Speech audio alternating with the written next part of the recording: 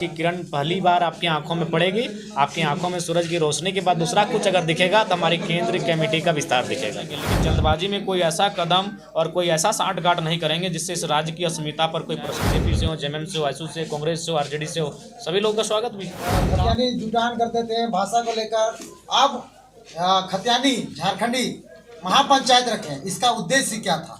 देखिए, उद्देश्य यही कि झारखंड किसानों का देश है और किसान कहीं ना कहीं गाँव में बसते हैं। गाँव को मिलकर पंचायत बनती है, उसी पंचायत के माध्यम से कार्यक्रम को रखा गया था।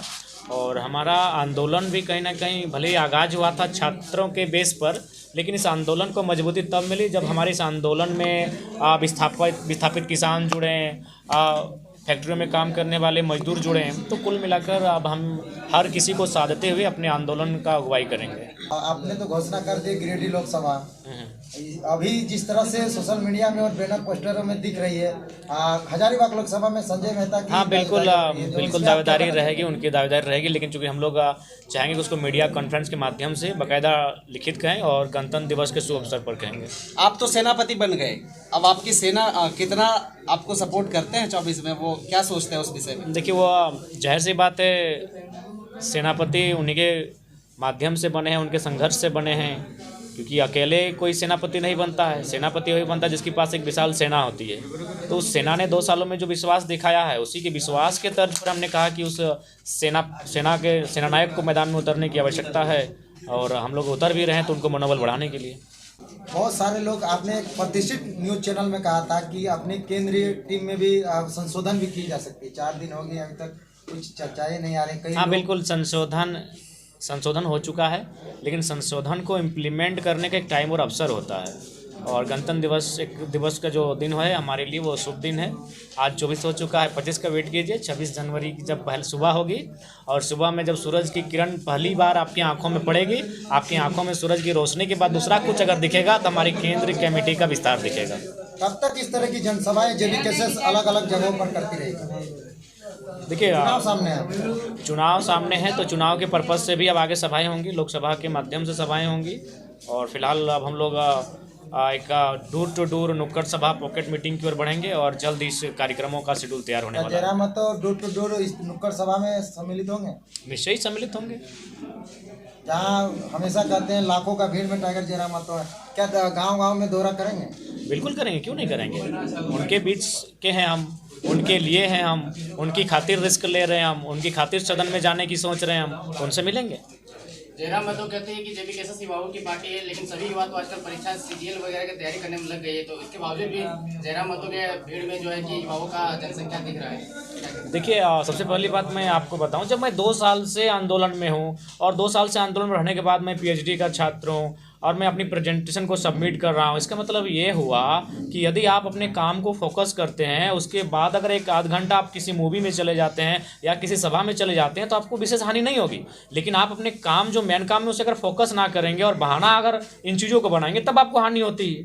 मैं आपको बता रहा हूँ, जब हमारा एनुअल एग्जाम होता था, हम फुटबॉल का मैच, क्रिकेट का मैच देखने जाते थे। सर टोकते थे कि यार कल का एग्जाम है। हम बोले सर पेपर देख लीजिएगा, अगर आपके सब्जेक्ट में 90 से कम नंबर आएगा तब हमको टोकिएगा। और बिल्कुल मुस्कुराते हुए आके बोलते थे यार कैसे ऐसा होता है। बोले सर सचिनवा जितना रन बनाता है उतना माइंड ठीक होता है, उतना अच्छा लिखते हैं। अच्छा, आपके पार्टी में कौन कौन से दूसरे पार्टियों के लोग सम्मिलित हो रहे हैं? सूत्रों से माध्यम से पता, हर एक आपके कार्यक्रमों में मैंने अलग अलग पार्टी के लोग, सभी दलों के लोग, देखिए, जो झारखंडियत को समझते हैं, जो समय की मांग को समझते हैं, वो हमारे साथ जुड़ रहे हैं। चाहे वो बीजेपी से हो, जेएमएम से हो, आईएसयू से, कांग्रेस से हो, आरजेडी से हो, सभी लोगों का स्वागत भी। क्या उसको कैंडिडेट की मतलब कि देखिए, कैंडिडेट की घोषणा तभी होगी जब रायशुमारी होगी, जब उस क्षेत्र में, जैसे मान के चलिए हजारीबाग लोकसभा, तो मान के चलिए हमारा मांडू में टीम अच्छा खासा है, रामगढ़ में अच्छा खासा टीम है, बड़का गांव में अच्छा खासा टीम है, विशुनगढ़ में टीम है। तो उनकी सहमति के बाद ही हम लोग इस निर्णय पर पहुंचे हैं। तो इसी प्रकार जब भी कोई निर्णय लिया जाएगा किसी लोकसभा कैंडिडेट का, विधानसभा कैंडिडेट का, तो उस क्षेत्र में जितने प्रखंड होंगे, अगर लोकसभा है तो जितने विधानसभा होंगे, वहाँ रायशुमारी ली जाएगी। वहाँ के जो नेतृत्व करता है, जो आंदोलन को लीड करते हैं, उनसे चर्चा परिचर्चा होगी, उसके बाद डिस्कस किया जाएगा। ग्राम में बहुत सी पार्टियां हैं, कुछ ना कुछ चुनाव आता है तो बांटते हैं, कोई कुर्सी बांटता है, कोई गैस का चूल्हा बांटता है। आप भी चुनाव में हैं तो क्या बांटने वाले हैं? जैसा हम लोग कानून की किताबें बांटेंगे, संविधान की किताबें बांटेंगे, हम लोग के पास जो जानकारी उसे साझा करेंगे हम लोग प्यार बांटेंगे, हम लोग इंफॉर्मेशन बांटेंगे, हम लोग इस राज्य के भला कैसे उस पर चर्चा परिचर्चा करेंगे। हम लोग धन बल का किसी प्रकार से कोई प्रयोग नहीं करेंगे। ये जो बांटने का प्रचलन है, अगर उसे बांटना ही है तो ज्ञान बांटा जाए, बांटना ही है तो आपसी सहयोग बांटा जाए, मेल मोहब्बत बांटा जाए, हम लोग उसे बांटेंगे। आज आप एक बहुत बड़ी बात कह गए कि 500 सालों से जो मुद्दा लटका हुआ था वो सॉल्व हो सकता है, तो 1932 सॉल्व क्यों नहीं हो सकता? बिल्कुल, ये अगर लोकतांत्रिक दृष्टिकोण से देखा जाए तो मैंने कोई आपत्तिजनक और ना ही कोई मैंने त्रुटिपूर्ण बात कही है। मैंने एक तार्किक बात कही है। आखिर ये जो मैंने संघर्ष चल रहा था ये कई वर्षों पुराना था, कई दशकों कई वर्षों पुराना था, तो आखिर उसका समस्या जो थी उसका समाधान लोकतांत्रिक तरीके से हुआ। तो हमारी भी जो मांगे हैं 1932 आधारित स्थानीय नीति, जो लोग अंग्रेजों का टैगलाइन का हवाला देते हैं, उसका भी समाधान होना चाहिए लोकतांत्रिक ढांचे से। संविधान लेकर के आप चलते हैं, लोकतंत्र पर बहुत भरोसा है, तो क्या लग रहा है 1932 का जो मसला है सॉल्व नहीं हो सकता? बिल्कुल हो सकता है। वही तर्क हमने रखा कि राम जी ने अपने साथ साथ तमाम 1932 खतियानधारियों को भी एक शुभ संकेत दिया। उन्होंने अपने साथ साथ विस्थापितों को संकेत दिया कि उनकी जमीन का अधिग्रहण मान के चलिए 500 साल पहले हुआ था, हमारी जमीनें 50 साल पहले अधिग्रहित की गई है, तो हमें भी वापस मिलना चाहिए। तो वही हमने तर्क दिया कि उन्होंने विस्थापितों को भी हिम्मत दिया। पार्टी के क्या नाम रहेगी? देखिए, पार्टी का नाम अभी तक तय नहीं हो पाया है, क्योंकि कुछ त्रुटियां या फिर कुछ अड़चने। क्योंकि देखिए, सबसे पहली बात है, ये सवाल बार बार आता है पार्टी को लेकर। बहुत सारे लोग हम पे ये भी आरोप लगाते हैं कि भाई ये लोग पार्टी नहीं बना पाए तो कैसे आगे बढ़ेंगे। तो हम उनको यही कहना चाहेंगे कि हम लोग चुनाव लड़ने के पर्पज से आए ही नहीं थे, हम लोग तो आंदोलन करने आए थे। राजनीति हमारी महत्वाकांक्षा नहीं थी। शुरू से हमारा स्टेटमेंट देखिए कि हम लोग तो कविता लिखने वाले, पीएचडी करने वाले छात्र हैं, अगर सरकार नियम बनाती है हम लोग वापस चले जाएंगे पढ़ने के लिए। जब 2 साल बीता, 2.5 साल बीता, जब इस राज्य के युवाओं को एक हताशा निराशा लगी, तब हम लोग विकल्प के रूप में आए हैं। तब हम लोग निर्णय लिया कि हमें पॉलिटिक्स में आना चाहिए, और हमने जून के महीने में निर्णय लिया। आज देखिए मोटा मोटी जनवरी का महीना चल रहा है, वो 6ठा महीना था, ये 13वां महीना उस हिसाब से, यानी 6-7 महीना हुआ है। तो जो तैयारियां हुई थी पार्टी को बनाने के लिए, वो तैयारियां हम लोग फुलफिल किए हैं। बाकायदा हम लोग अपने हाथों से फॉर्म फिलअप किए हैं। तो उम्मीद करते हैं कि कुछ त्रुटियां ना हो, कुछ अड़चने ना हो, कुछ लोगों की साजिशें ना हो, तो हमारे पास लोकसभा तक हमारी पार्टी होगी और उसी के आधार पर हम चुनाव लड़ेंगे। जयराम जी, राम के इस माहौल में जयराम अपना कार्ड खेल गया, हनुमान जी का पूजा अर्चना किया आप झारखंडी धाम में, कार्ड खेले क्या नहीं? देखिए, नहीं, वैसा कोई उद्देश्य नहीं था। हम लोग चुनावी पर्पज से नहीं, हमारा उस क्षेत्र में कार्यक्रम था। झारखंडी धाम काफ़ी प्रसिद्ध है और वहाँ हमारे जब संगठन है वो राज, धनवार और जमुआ की सीमा पड़ती है, वहाँ हमारा संगठन मजबूत है। तो वहाँ जो हमारे संगठन के साथी थे, मनोज दा थे, राजदेश सर थे, हमारे रोहित दा हैं और तमाम साथी थे, उन्होंने कहा कि चलिए झारखंड का ऐतिहासिक धरोहर है, कम से कम आइए एक दिन यहाँ भी व्यतीत किया जाए। तो फिर हम लोग उस पर्पज से कहते हैं। हम लोग देखिए कभी धर्म के नाम पर चुनावी राजनीति में नहीं आएंगे, जात के नाम पर चुनावी राजनीति में नहीं आएंगे। हम लोग जब भी चुनाव की राजनीति में आएंगे मुद्दों के साथ आएंगे, शिक्षा के साथ आएंगे, रोजगार के साथ आएंगे, पलायन विस्थापन के साथ आएंगे, रोटी के मुद्दे के साथ आएंगे। पुनः कहेंगे आस्था सबकी है, सभी की आस्था का हम सम्मान करते हैं और सदैव करेंगे।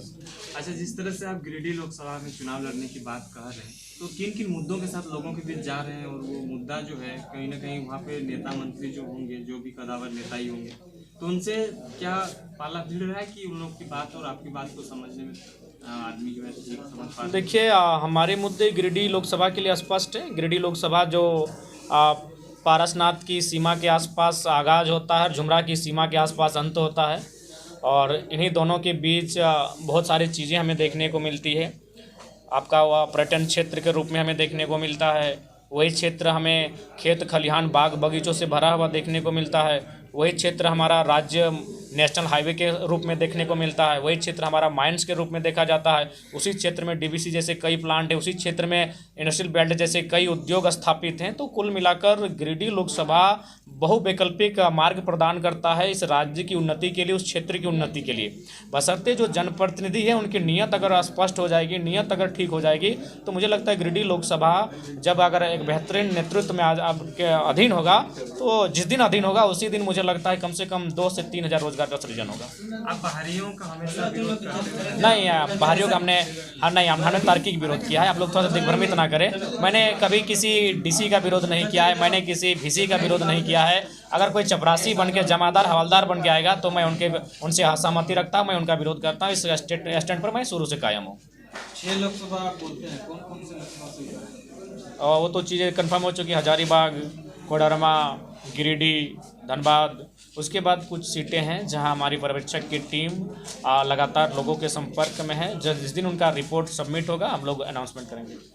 जयराम जी, जिस तरह से चुनाव लड़ने की तो बात आप कह रहे हैं, तो पार्टी का रजिस्ट्रेशन का प्रक्रिया क्या चुनाव से पहले हो जाए कि दूसरे किसी देखिए पार्टी से? हम लोग प्रयास कर रहे हैं। देखिए सबसे पहली बात है, हम लोग उस स्थिति में है जहाँ इस राज्य को एक फ्रेश राजनीति देना चाहते हैं। तो फ्रेश राजनीति अगर देना चाहते हैं तो कुछ अड़चने आएंगी, उनसे हम लोग स्वीकार कर लेंगे, लेकिन हालात और परिस्थिति से किसी प्रकार का हम लोग समझौता नहीं करेंगे। इस बात को जानिए, राज्य के लोग बड़ी उम्मीद के साथ जो उम्मीद जताए हैं उसे तोड़ने का किसी भी प्रकार से कार्य नहीं होगा। जब हमने 23 साल इंतजार किया, राज्य अलग बनाने में 88 साल का इंतजार किया, तो इंतजार कर लेंगे, लेकिन जल्दबाजी में कोई ऐसा कदम और कोई ऐसा सांठगांठ नहीं करेंगे जिससे इस राज्य की अस्मिता पर कोई प्रश्न चिन्ह लगे। चलिए।